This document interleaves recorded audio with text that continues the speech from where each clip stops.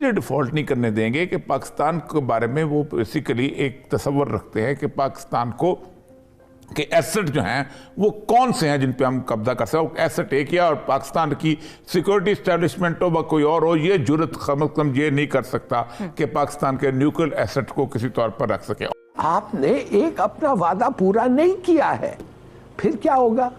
तो फिर जाके वही भीख मांगना, वही किस्म का निगोशिएशन। दोस्तों, मैं मिंदर शर्मा स्वागत करता हूं वन वर्ल्ड हिंदी में आपका। उम्मीद करता हूं आप खुश और स्वस्थ है। दोस्तों आइए दिखाते हैं पाक मीडिया की एक लेटेस्ट डिबेट जिसमें कैसे डिस्कशन किया जा रहा है पाकिस्तान की इकोनॉमी पे हिलाली और ओरियो के द्वारा। कहीं ना कहीं पाकिस्तान में जो इकोनॉमिक क्राइसिस पैदा हो चुका है, उस क्राइसिस को बेचने के लिए ये कैसी परसेप्शंस निकाल रहे हैं और ये कह रहे हैं कि पाकिस्तान के न्यूक्लियरों पे पूरी दुनिया की नजर है, न्यूक्लियर प्रोग्राम है उस पर पूरी दुनिया की नजर है। तो कहीं ना कहीं आज पूरे पाकिस्तान के हालात जो है उसके पीछे सिर्फ और सिर्फ पूरी दुनिया ये चाह रही है कि पाकिस्तान के न्यूक्लियर को कैसे न कैसे नष्ट कर दिया जाए। दूसरी तरफ ये हवाला दे रहे हैं कि ब्राजील जैसे देश ने जब अपने जंगलों को IMF के गहन रख दिया था कि हमें आप कर्जा दे, तो पाकिस्तान के पास ऐसी और कौन सी एसेट्स है जो ऐसा कुछ काम कर सके, जबकि इनका सिर्फ और सिर्फ ध्यान सिर्फ और सिर्फ न्यूक्लियर पे ही जाता है कि ये न्यूक्लियर ही हम IMF के आगे रख सकते हैं, उसके बदले हम लोन ले सकते हैं। तो कहीं ना कहीं आज भीख मांगने की फिर से सिचुएशन पाकिस्तान के सामने आ गई है। ओरियो और हिलाली कैसे भुखलाए हुए हैं। तो दोस्तों देखिए डिबेट और कमेंट में अपनी प्रतिक्रिया जरूर दें। लास्ट में आपसे रिक्वेस्ट करूंगा, चैनल पर नए हैं तो चैनल को सबसे पहले सब्सक्राइब करें, लाइक शेयर कमेंट जरूर करें। दोस्तों जय हिंद, वंदे मातरम, भारत माता की जय। दोस्तों क्या होना चाहिए कि IMF इस गवर्नमेंट से, ये जो इस वक्त गवर्नमेंट है उससे अग्री भी नहीं करेगी, उनके साथ अगले लोन के लिए साइन करें। इसलिए उनको पता नहीं है ये गवर्नमेंट कब तक चलेगी, तो वो कहते हैं अगला गवर्नमेंट से हम करेंगे। अब आप इलेक्शंस तो नहीं कर रहे हैं, आप उनको कह रहे हैं अगला गवर्नमेंट जो होगा टेक्नोक्रेट्स ये वो शायद हो, तो वो देखेंगे कि वो जानना चाहते हैं कि आप लोग कौन सा गवर्नमेंट है जो अपना वादा रख सकता है। अच्छा। आपका पहला सवाल जो आपने कहा है क्या हम डिफॉल्ट में जा रहे हैं, तो सीधी सादी बात है, किसी भी आप जाके पूछ लें IMF, वर्ल्ड बैंक, ADB से कि हमने आपको अपना कर्जा फेंट दिया है, वो कहेंगे नहीं।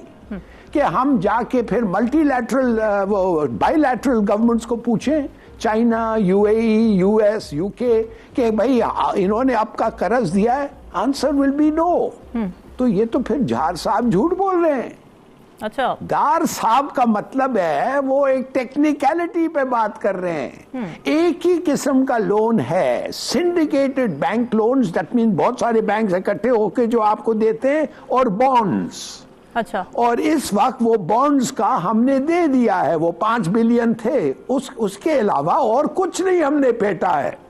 और बाकी जो है वो रोल ओवर्स हैं, भीख मांगते हैं, वो कहते हैं चलो यार जाओ, चलो हो गया वो ही कर। तो ये कहना कि हम डिफॉल्ट नहीं करेंगे, आप तो डिफॉल्ट कर गए हैं। आपको वो दूसरे मुल्क आके कह रहे हैं बेचारा गरीब आदमी है, ले जा, अच्छा यार चलो जाओ जाओ जाओ, 3 महीने और रखो, 6 महीने और रखो, तो यू हैव डिफॉल्टेड। तो झूठ मत बोले। देखिए ये लोग हम लोगों को फुसला के ये कंडीशन में लाए हैं 30 साल की हुकूमत पे। आई एम सॉरी, और ये झूठ बोलते हैं। IMF कह रहा है कि हम तुम्हारे साथ साइन ही नहीं करना चाहते, तुम्हें पता नहीं है क्या तुमने वो GST 800 बिलियन रुपया जो वादा किया था कर दिया वापस? बिल्कुल नो। और वो कह रहे हैं कि जब तक ये वापस नहीं होगा हम साइन नहीं करेंगे। हम नेक्स्ट एग्रीमेंट में क्यों जाएं?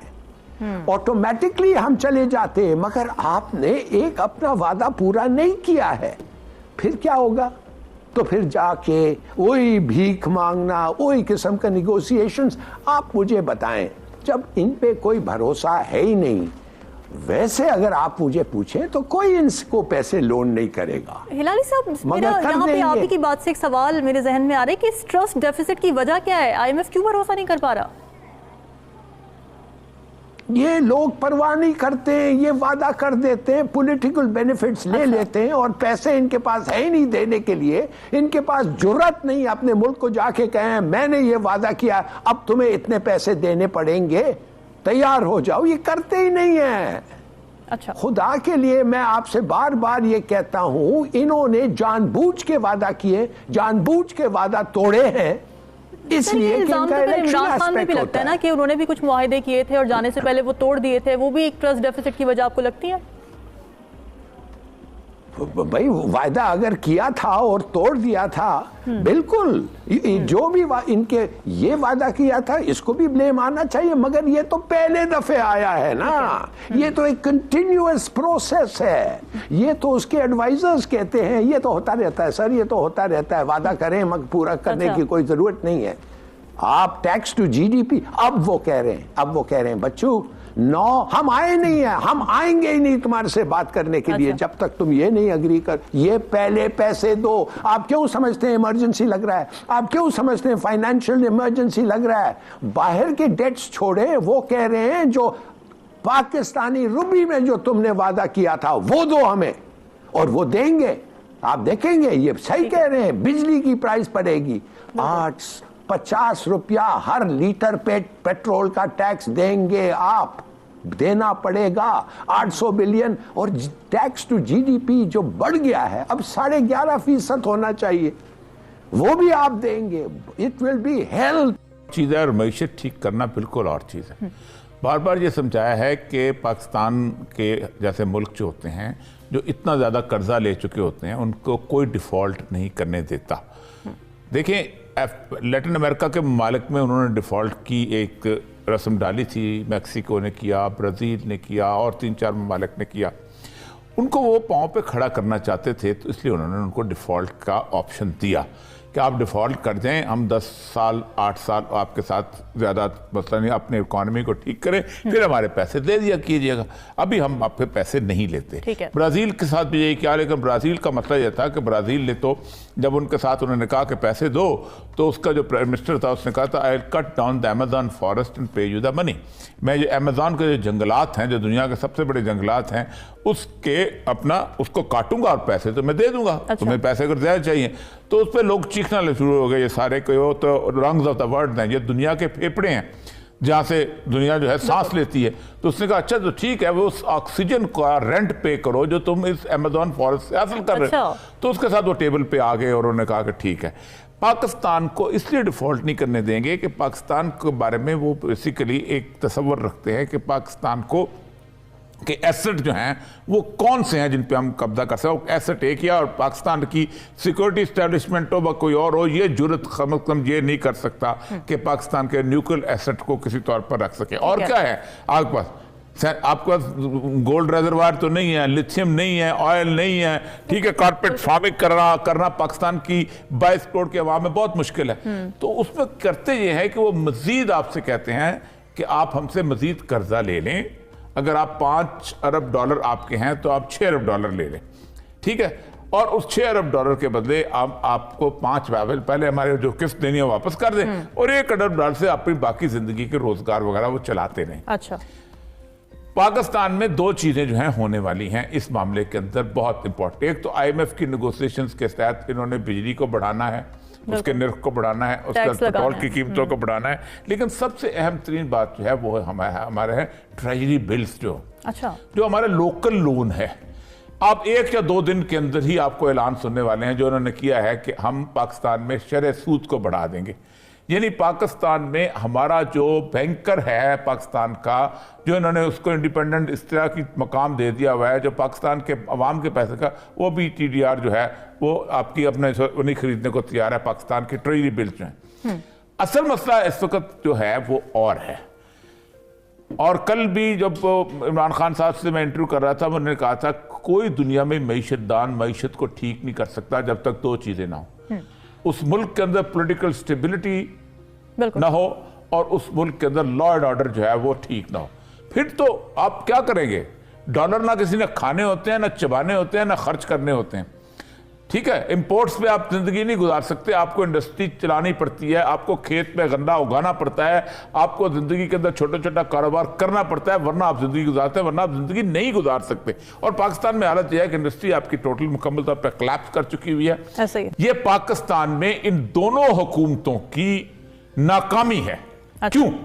इमरान खान के ऊपर क्यों हम नहीं कर सकते इसके ऊपर? सारी कंपनीज आई थी, इनके साथ एक एग्रीमेंट हुआ था कि 5 साल के अंदर अंदर आप यहां पर लोकल पुर्जे बनाने के लिए फैक्ट्रियां लगाएंगे।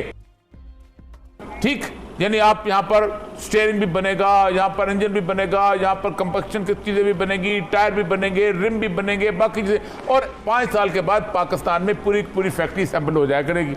अच्छा, लोगों, इन्होंने पाकिस्तान के नवाज शरीफ और शहबाज शरीफ ने और उसके साथ जरदारी और बेनजीर ने, इन सारों ने मिलके उनके साथ एक खास किस्म का क्रिमिनल एक्ट किया कि इनको इजाजत दे दी, तुम ताइवान से मंगा लो, सस्ते आते हैं, तुम जनाब उससे मंगा लो, मलेशिया से मंगा लो, अच्छा, तुम सिंगापुर से मंगा लो, तुम कोरिया से मंगा लो। इन्होंने ये किया कि वो सस्ते वहां से आते थे।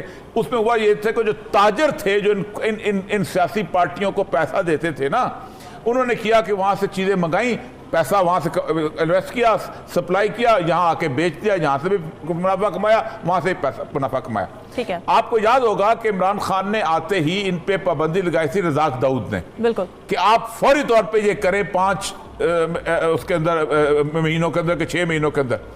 आपको पता है कि उसके बाद किसने इंटरवीन किया था? एस्टैब्लिशमेंट ने।